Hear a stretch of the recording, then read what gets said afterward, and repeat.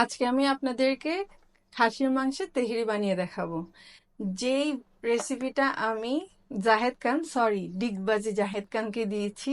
আর উনি এখন গুলশানের রেস্টুরেন্ট খুলে অনেক ভালো টাকা কামাচ্ছে। এখানে আমি প্রায় 750 গ্রামের মতো খাসির মাংস নিয়ে নিয়েছি।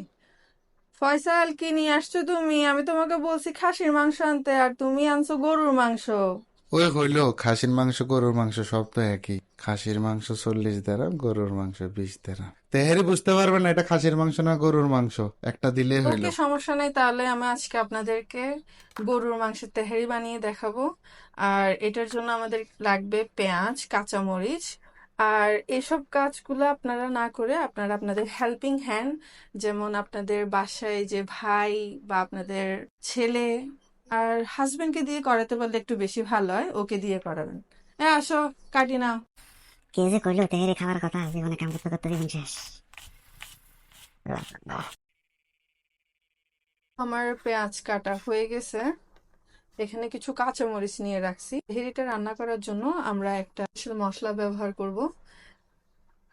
ওই মশলাটার রেসিপি যে লিখে রাখছিলাম কাগজ একটা, তো এটা কই? আরে ওখানে বানানো হয়েছে আগের, ওগুলো দিয়ে দিব। না না, দেখাইতে হবে তো ভিডিওতে। ভিডিওতে দেখাতে এইভাবে দেখাই দাও, ও দেখাও আচ্ছা। যে এগুলো হ্যাঁ দিচ্ছি। হ্যাঁ হ্যাঁ, হ্যাঁ, আমি এখানে হচ্ছে আপনার মশলা নিয়ে নিছি।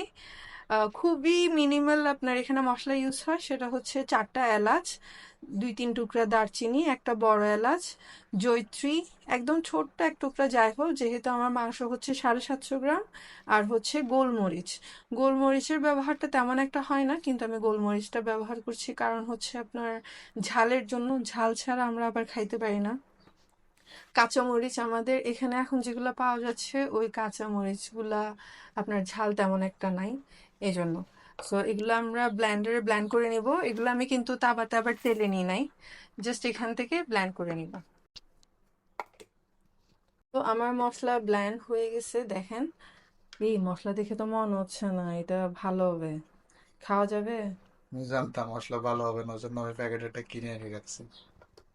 আচ্ছা, চলুন তাহলে এখন বানাইনি। এখন আমরা এখানে তেল দিয়ে দিচ্ছি। এই তেহারিতে না অনেকটুকু তেল যাবে। আর মাংস নেওয়ার সময় আমি আরেকটা কথা বলতে ভুলে গেছি, সেটা হচ্ছে আপনারা চর্বিযুক্ত মাংস নেবেন, যেগুলোতে চর্বি আছে। যেমনটা আমার মাংসে তেমন একটা চর্বি ছিল না, এই জন্য আমি কিছু চর্বি অ্যাডও করছি। হ্যাঁ, এখন পেঁয়াজ দিয়ে দিচ্ছি।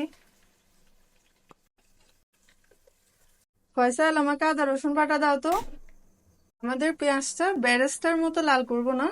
পেঁয়াজটা একটু মানে আপনার নরম হয়ে আসলে তখনই আমরা আদা রসুন বাটাটা দিয়ে দিচ্ছি, যেহেতু গরুর মাংস সেজন্য আমি এখানে 2 চামচের মতো আদা বাটা ইউজ করতেছি। রসুনটা একটু দাও। দিয়ে দিছো কেন? তোমাকে বলছি গির ফটোর মধ্যে রসুন না রাখতে, নিজে রাখি নিজে ভুলে গেছো। আচ্ছা, সরি। হ্যাঁ, এখন হচ্ছে দিয়ে দিচ্ছি এখানে 1 চামচের মতো রসুন বাটা। এখন দিয়ে দিচ্ছি স্পেশাল তাহেরি মশলা, যেটা আমি বানিয়েছিলাম। খাওয়া যাবে। আমি জানতাম মশলা ভালো হবে না, ওই জন্য আমি প্যাকেটটা কিনে রেখে রাখছি। এখন দিয়ে দিচ্ছি কাঁচামরিচগুলা। আর হচ্ছে মাংসটা, খাসির মাংস, সরি, খালি ভুলে যাইতেছি, গরুর মাংস। 170 গ্রামের ইয়োগার্ট, এটা আমি ফাটাই নিছি। ফাটাই নেওয়ার দরকার হচ্ছে এই জন্য, আপনি যদি ইয়োগার্টটা ফাটাই না নেন তাহলে এখানে যাওয়ার পরে ইয়োগার্টটা আপনার ছাড়া ছাড়া হয়ে যাবে। আর এখানে দিয়ে দিচ্ছি লবণ। লবণটা আমি তেমন একটা বেশি দিচ্ছি না, পরে চেক করে আবার দেওয়া যাবে। এটা একদম আমি মিডিয়াম আছে আজকে রান্না করতেছি, কারণ আমি ট্রাই করবো এক্সট্রা কোনো পানি না দিয়ে মাংস থেকে যে পানিটা বের হবে ওই পানিটা দিয়ে যেন আমি রান্না করতে পারি। দেখেন, আমার মাংস থেকে অলরেডি অনেক পানি বের হয়েছে, সাথে খুব ভালো একটা ঘ্রাণ বেরোচ্ছে। মাংসটা একটু নেড়ে চেড়ে ঢাকনা দিয়ে দিব 30 থেকে 35 মিনিটের মতো। 30 থেকে 35 মিনিট পর আমার মাংসটা দেখতে ঠিক এমন হয়েছে। এখন একটু চেক করে নিব মাংসটা সিদ্ধ হয়ে গিয়েছে কিনা। যদি এমতো অবস্থায় কারো মনে হয় মাংসটা নিচে লেগে যাচ্ছে, সেক্ষেত্রে আপনারা একটু গরম পানি ব্যবহার করতে পারেন। এখন আমি ঢাকনা দিয়ে আরো 10 মিনিটের জন্য ঢেকে দিয়েছি। 10 মিনিট পর আমার মাংসটা সিদ্ধ হয়ে গিয়েছে। এখন আমি মাংস থেকে তেলটা যতগুলো সম্ভব তুলে নিচ্ছি। মাংস থেকে আমি যে তেলগুলো বের করছিলাম ওগুলো অলমোস্ট এরকম এতগুলা তেল বেরিয়েছে। এখন এটা এখানে দিয়ে দিচ্ছি। এখানে আমি চাল দিয়ে দিচ্ছি। চালটা আমি আগে থেকে ধুয়ে একটু পানি ছড়িয়ে রাখছি, একটু ভেজে নেব। আমি চালগুলোকে হালকা ভেজে নিচ্ছি, অনেক বেশি ভেজে নিব না। আর এখন দিয়ে দিচ্ছি গরম পানি। পানিটা কতটুকু দিব সেটার মেজারমেন্ট, অ্যাকুরেট মেজারমেন্ট যদি আপনার জানতে চান, সেটা হচ্ছে এই কাপটা আমি 3 কাপ চাল দিছি, 6 কাপ পানি যাবে। আর হচ্ছে আমি এখন 5 কাপের মতো পানি ইউজ করছি। যেহেতু বেশি পানি দিলে যদি চালটা বা ঝরা ঝরা না হয়, মানে ভাত যদি ঝরা ঝরা না হয়, সেই জন্য আমি এখানে আপনার 5 কাপের মতো এখন পানি ইউজ করছি। যদি আমার প্রয়োজন হয় পরে, তখন আমি অ্যাড করব। এখন দিয়ে দিচ্ছি কিছু কিশমিশ আর হচ্ছে লবণ। লবণটা স্বাদ মতো। পানিটা একটু কমে আসলে আমি মাংসটা দিয়ে দিচ্ছি। মাংসের সাথে আমি এখানে আরো 4-5টা কাঁচামরিচ দিয়ে দিছি। কাঁচামরিচ যদি ঝাল যদি কেউ পছন্দ না করেন তাহলে স্কিপ করতে পারেন। ভাতটা কিছুটা সিদ্ধ হয়ে আসলে আমি এখানে 2 চামচের মতো গুঁড়ো দুধকে গুলিয়ে নিয়েছি আর এখানে অ্যাড করে দিচ্ছি। আচ্ছা, সবকিছু দেওয়াটা হয়েছে তো? যার ভিডিও দেখে তৈরি বানাইতেছ, ভিডিওটা আরেকবার দেখে নাও যেন কোনো কিছু মিস না হয়। নিচে একটা মোটা তাপা দিয়ে দিলাম যেন আমার চালটা ভালো মতো হয় আর নিচে লেগে না যায়।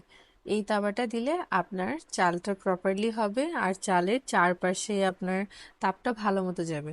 মাঝখানে আমি বেশ 2-1 বার নাড়িয়ে দিয়েছি আর এখন আমার ভাত পুরোপুরি হয়ে গেছে। দেখুন কি ঝরঝরা হয়েছে ভাতটা। পুরান ঢাকার অথেন্টিক এই তেহারিতে কিন্তু কোনো হলুদ, লাল মরিচ, জিরা বা তেজপাতা ব্যবহার হয় না। আমার এই ভিডিওটা যদি আপনাদের লেন্থি মনে হয়, সেক্ষেত্রে আমি শুধুমাত্র তেহারি রান্না বিষয়ক কথা বলে ভিডিও করেছি, সেটা আপনারা দেখে নিতে পারেন, যেটা আমি লিংক ডিসক্রিপশনে দিয়ে দিয়েছি।